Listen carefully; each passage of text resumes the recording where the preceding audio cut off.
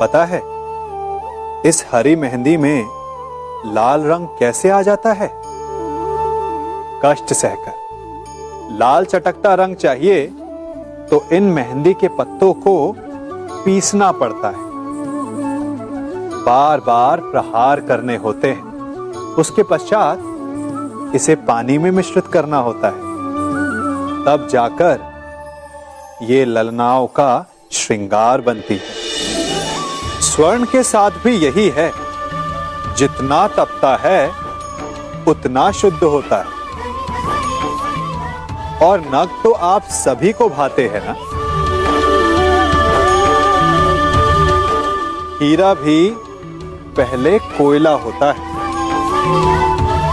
धरा के भीतर का ताप सहकर, उसका दबाव सहकर इसके भीतर ये चमक आती है। आप समझ रहे हैं ना मैं क्या कह रहा हूं? जितना आप कठिनाइयों से जूझेंगे, आपका व्यक्तित्व उतना ही निखरेगा।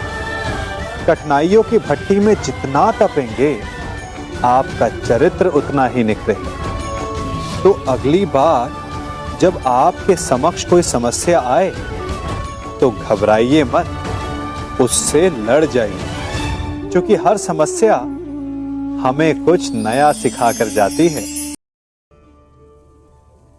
कभी सोचा है हमारा जीवन भी उस रेत की घड़ी की भांति है? जो रेत नीचे गिर चुकी है वो हमारा अतीत है, जो अब भी ऊपर है वो हमारा आने वाला भविष्य है, और वर्तमान ये संकुचित स्थल है जहां से धीरे धीरे करके रेत गिर रही है। अर्थात हमारे पास जीने के लिए यही एक क्षण है। उसका उपयोग कैसे करना है ये हम पर निर्भर करता है। जो बीत गया उसका दुख मनाना है, या जो भविष्य में होने वाला है उसकी प्रतीक्षा में क्रोध करना है। सब कुछ करने के लिए यही एक क्षण है।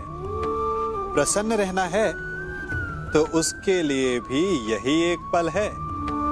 प्रतीक्षा करते रहोगे तो ये पल भी भूतकाल में बदल जाएगा। इसलिए आनंद के लिए, परोपकार के लिए प्रतीक्षा ना कीजिए। आपके पास जो पल है उनका भरपूर सदुपयोग कीजिए, क्योंकि इस घड़ी को पलटकर आप फिर से समय अवश्य गिन सकते हैं, परंतु अपना बीता हुआ समय आप वापस नहीं लौटा पाएंगे।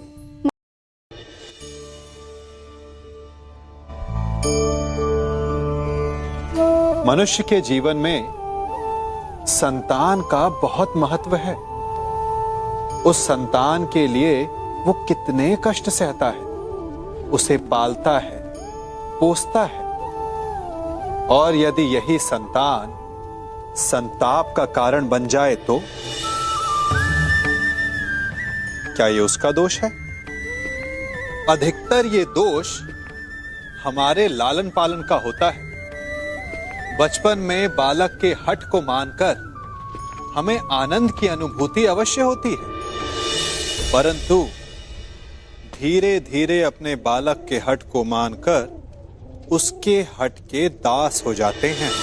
एक हठी उद्दंड और असंस्कारी संतान उस सूखे वृक्ष के समान होती है कि यदि जिसमें आग लग जाए तो वो सारे वन को भस्म कर डाले।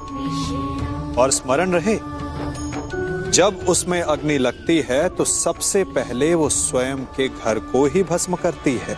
इसलिए जब आवश्यकता हो तो अपनी संतान के हठ का विरोध करें, उसे रोकें, क्योंकि यदि समय रहते ऐसा ना किया गया तो भविष्य में इस समस्या के परिणाम गंभीर हो सकते हैं।